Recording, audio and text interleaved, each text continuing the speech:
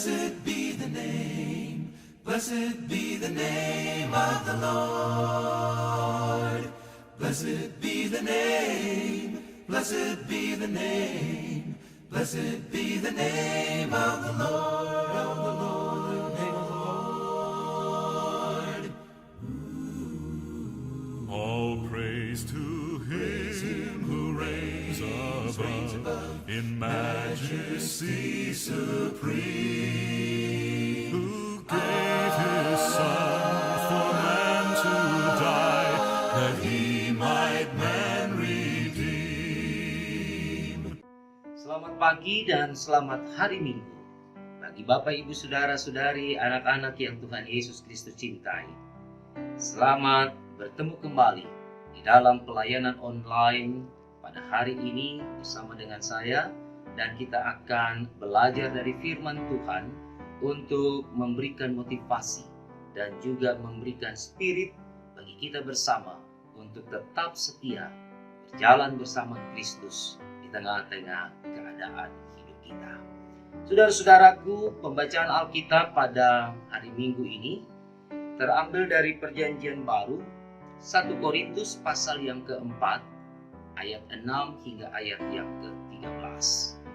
Sebelum kita membaca firman Tuhan, mari kita satukan hati, pikiran untuk masuk di dalam doa mohon bimbingan Roh Kudus. Kita berdoa. Tuhan, kami akan baca firman-Mu, mendengar dan merenungkannya. Kami mohon kekuatan, kemampuan, hikmat dari Roh Allah, sehingga kami dapat mengerti kebenaran firman Tuhan ini. Dan firman ini dapat kami pakai di tengah-tengah kehidupan kami hari lepas hari. Tuhan bersabdalah, kami siap mendengarkan suara Tuhan. Amin. 1 Korintus pasal yang keempat ayat 6 hingga 13 menyatakan, Saudara-saudara, kata-kata ini aku kenakan pada diriku sendiri dan pada Apolos, karena kamu, supaya dari teladan kami, kamu belajar apakah artinya ungkapan, jangan melampaui yang ada tertulis, supaya jangan ada di antara kamu yang menyombongkan diri dengan jalan mengutamakan yang satu daripada yang lain. Sebab siapakah yang menganggap engkau begitu penting? Dan apakah yang engkau punyai yang tidak engkau terima?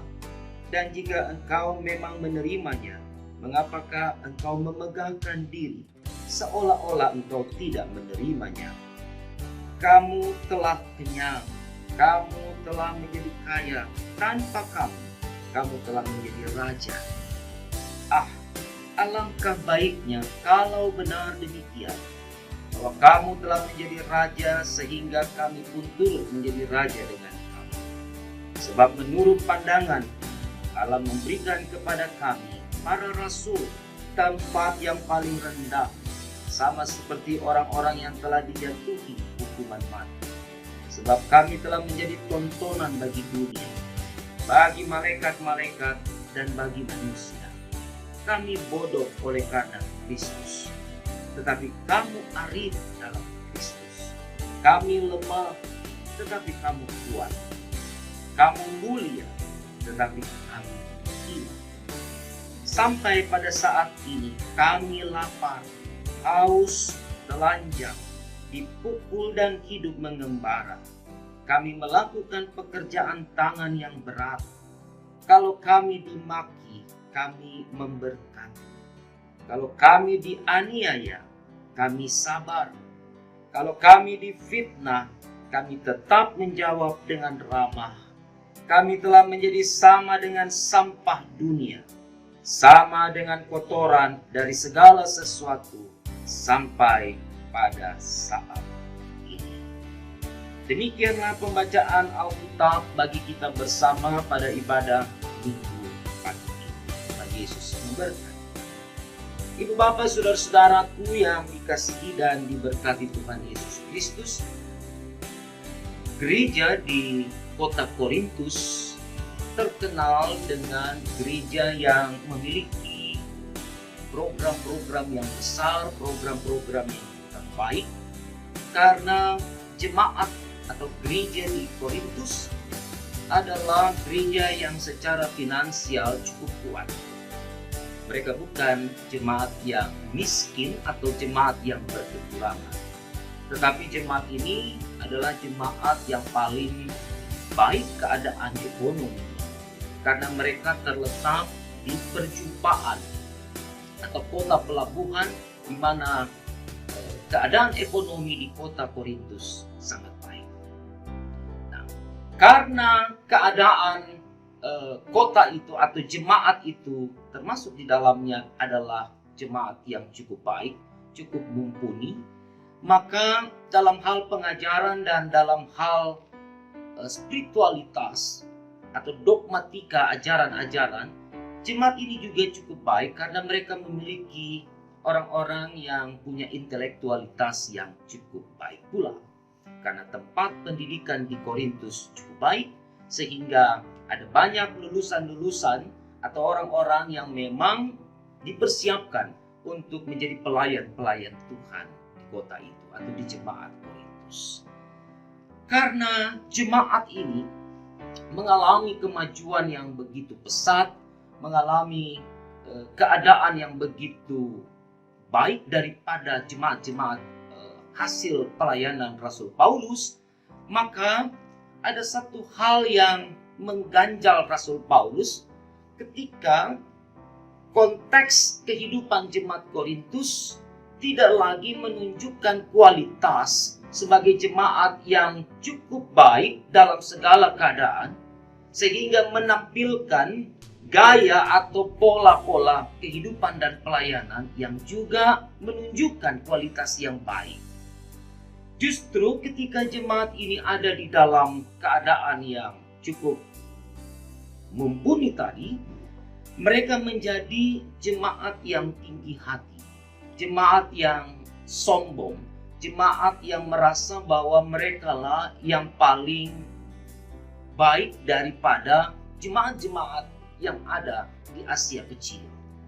Saudara-saudara, ini persoalan yang mengganjal Rasul Paulus, karena Paulus pernah menulis dalam suratnya, kita bisa baca di dalam Kisah Rasul ataupun di dalam surat Korintus ini, bahwa ketika jemaat di Yerusalem ada di dalam kesulitan dan kesusahan, maka Paulus menggugah, memohon, meminta agar jemaat Korintus memberikan perhatian, membantu jemaat Tuhan yang ada di Yerusalem dalam keadaan yang sedang susah pada waktu itu. Tapi apa yang terjadi? Jemaat Korintus tidak merespon permohonan Rasul Paulus. Mereka menganggap bahwa mereka lebih mementingkan diri mereka sendiri dibandingkan mereka peduli atau menolong, membantu jemaat-jemaat yang kecil, jemaat-jemaat yang sedang Tuhan pertolongan. Kekasih-kekasih Tuhan, bacaan kita pada hari ini dalam 1 Korintus pasal yang keempat ini oleh Lembaga Alkitab Indonesia diberi judul di dalam perikop ini, rendahkanlah dirimu.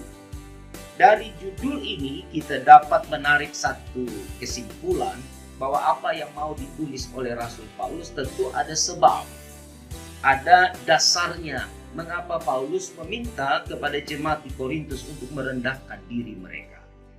Tentunya ketika permohonan atau tulisan yang meminta mereka merendahkan diri ini muncul, tentu ada faktor yang melatar belakangi karena ketinggihatian dan kesombongan diri yang menjadi sorotan Paulus, sehingga ia meminta jemaat di Korintus untuk merendahkan diri mereka. Di dalam bacaan kita ada beberapa ayat yang menarik yang menurut saya perlu kita garis bawah. Yang pertama, Paulus dengan jujur mengatakan dalam ungkapan suratnya ini bahwa sebagai seorang rasul, sebagai seorang abdi Allah, sebagai seorang pelayan Tuhan, ia sadar bahwa ia ada dalam tempat yang rendah. Ia bukan seorang pelayan, seorang rasul, seorang abdi Allah yang ada di tempat yang tinggi. Justru keteladanan Kristus yang merendahkan diri mewarnai seluruh pola pelayanan para rasul, termasuk Paulus dan Apolos. Oleh sebab itu, Paulus menjelaskan bahwa sebagai seorang rasul, Paulus maupun rasul-rasul yang lain, termasuk Apolos, ketika kita membaca di dalam ayat yang ke-6, dikatakan bahwa aku kenakan pada diriku sendiri dan pada Apolos, tentunya juga bermaksud pada rasul-rasul yang lain yang sama kedudukannya sebagai seorang rasul Allah. Bahwa mereka meminta agar jemaat Korintus dapat menjalankan kehidupan di dalam sebuah keadaan yang tidak melanggar nilai-nilai kekristenan. Itu diungkap di dalam ayat yang ke-6 bagian B. Jangan melampaui yang ada tertulis, supaya jangan ada di antara kamu yang menyombongkan diri, dan jangan mengutamakan yang satu daripada yang lain. Kekasih-kekasih Tuhan, bagi Paulus, bagi Apolos, bagi rasul-rasul yang lain, tidak ada pembedaan terhadap pelayanan bagi jemaat. Semua jemaat ada di dalam konsep pelayanan yang harus diberikan sama. Nah, tergantung bagaimana jemaat merespon pelayanan itu. Sehingga ketika pelayanan yang diberikan secara kolektif oleh para rasul itu dalam konsep yang sama, tidak ada membeda-bedakan, maka harapan para rasul juga respon dari warga jemaat kepada pelayanan atau di dalam proses kehidupan mereka dengan orang lain juga tidak membeda-bedakan orang lain satu dengan yang lain, tidak menyombongkan diri satu terhadap yang lain, tidak memegahkan diri satu terhadap yang lain. Dan terlihat benar di dalam perikop ini bagaimana Paulus menempatkan kedudukannya dan meninggikan kedudukan jemaat dibandingkan kedudukannya sebagai seorang rasul Allah, sebagai seorang pengajar, sebagai seorang guru, sebagai seorang pendidik. Paulus mau menggugah jemaat untuk melihat bahwa mereka bisa seperti ini karena Tuhan memberkati mereka. Mereka bisa menjadi jemaat yang besar, mereka bisa menjadi jemaat yang memiliki program-program yang hebat, mereka bisa menjadi jemaat yang memiliki finansial yang begitu kuat. Itu karena Tuhan. Oleh sebab itu, kehadiran para rasul adalah abdi wakil Allah untuk menjadikan sebuah jemaat itu menjadi berpotensi. Nah, ketika mereka menerima pelayanan rasul, maka jemaatlah yang diangkat kedudukannya, sedangkan para rasul ditempatkan pada posisi yang tetap ada dalam kerendahan. Tetapi Paulus di dalam surat ini mau mengatakan bahwa kerendahan dirinya itu bukan untuk dihina. Kerendahan yang ia maksudkan adalah supaya jemaat Korintus juga dapat belajar meneladani konsep-konsep yang dilakukan oleh Paulus, Apolos, dan rasul-rasul yang lain. Seperti Kristus yang merendahkan dirinya. Kekasih-kekasih Tuhan, kesombongan, keangkuhan, ketinggihatian selalu hadir ketika kita mengalami kesuksesan dalam hidup. Orang tidak akan pernah menjadi sombong kalau dia miskin. Orang tidak akan menjadi sombong kalau dia tidak bisa melakukan apa-apa. Justru kesombongan dan ketinggihatian itu acap kali terjadi dan menjadi bagian yang tidak bisa dilepaskan dari kehidupan manusia ketika kita mengalami capaian-capaian dalam hidup. Ketika kita mengalami kesuksesan-kesuksesan. Ketika kita mengalami bagian dari kehidupan yang paling indah dalam berkat-berkat yang kita terima. Biasanya pada saat itulah kesombongan itu menjadi bagian yang tidak terelakkan dalam kehidupan manusia. Itu juga yang dialami oleh gereja di Korintus. Mereka menjadi sombong ketika mereka menjadi gereja yang besar. Orang yang sombong seringkali tidak menyadari kalau dirinya sombong. Saudara, saya ulangi sekali lagi. Orang yang sombong dalam hidup sering tidak sadar bahwa ia adalah orang yang sombong. Inilah yang harus kita waspadai sebagai jemaat, sebagai warga gereja. Kadangkala saya dan saudara juga terjebak dalam kesombongan-kesombongan manusiawi, kesombongan-kesombongan diri dalam hidup kita. Karena itu, ketika kita belajar di minggu-minggu sesudah Paskah ini, kita belajar bagaimana Kristus mau merendahkan dirinya. Kita belajar bagaimana Allah mau merendahkan dirinya untuk menyelamatkan kita. Kita mau belajar juga menjadi gereja yang merendahkan dirinya. Pandemi COVID-19 menjadi bagian wadah untuk kita belajar menjadi manusia yang rendah hati. Melihat bahwa fenomena ini tidak bisa dilawan oleh kekuatan manusia. Semua orang, negara-negara besar pun tumbang. Hanya Tuhan yang bisa menyelesaikan persoalan COVID.